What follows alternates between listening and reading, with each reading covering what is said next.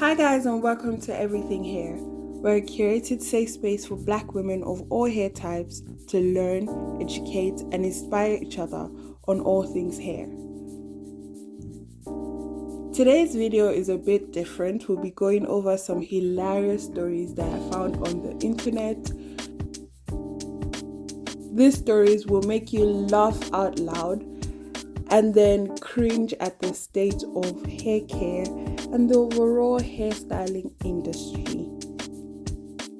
We'll be going over some natural hair horror stories, and this is the first of its kind on our platform, but I hope it won't be the last.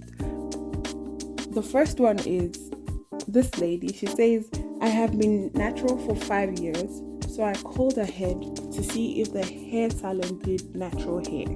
They said that they do. But it turns out this salon in particular puts relaxer in their conditioner. Next to me, the stylist relaxed my hair, saying that she had to do that in order to get my hair silky straight.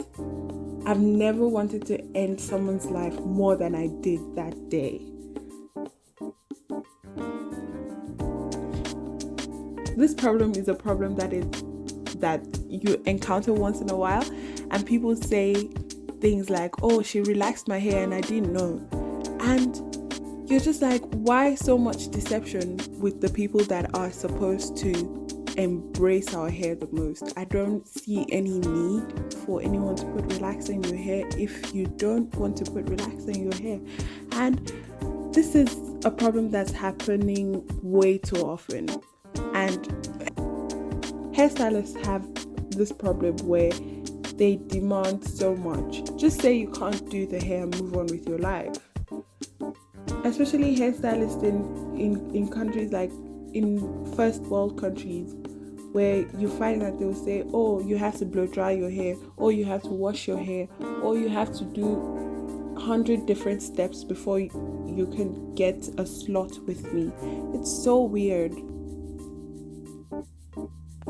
The next story is, when I was about 12, I went and got a ponytail. As the stylist was putting pins in my hair, it felt like she was pulling my hair too tight.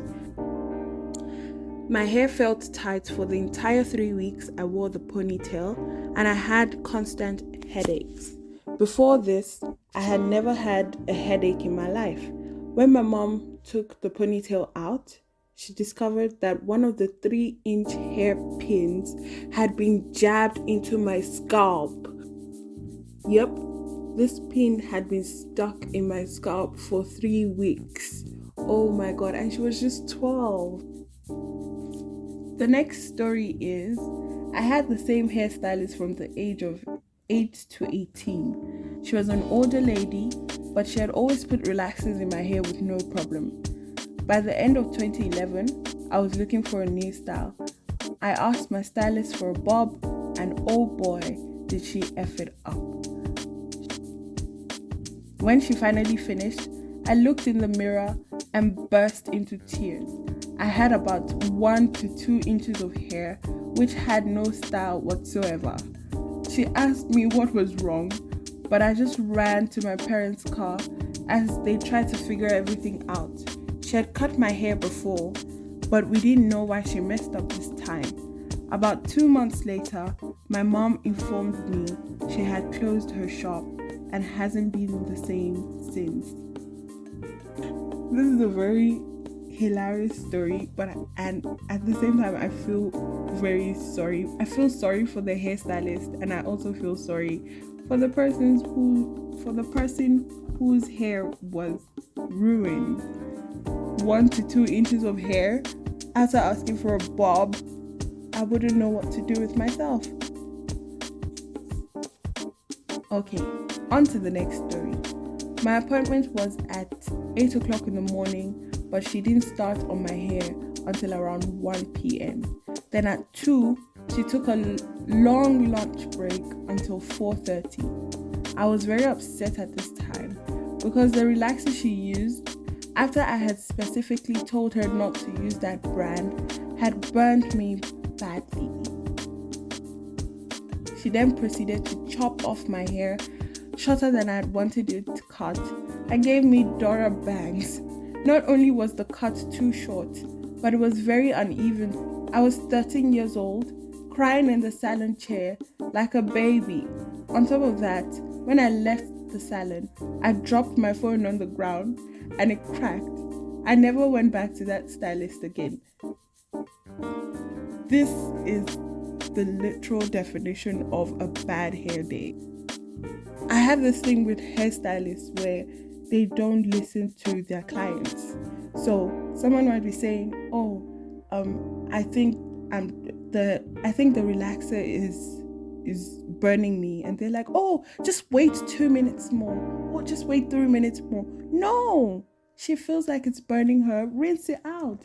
But no, because I guess because of their experience, they feel like they are better than the people that they're actually treating. So it's just a very bad experience when you face hairstylists that don't really listen to their clients.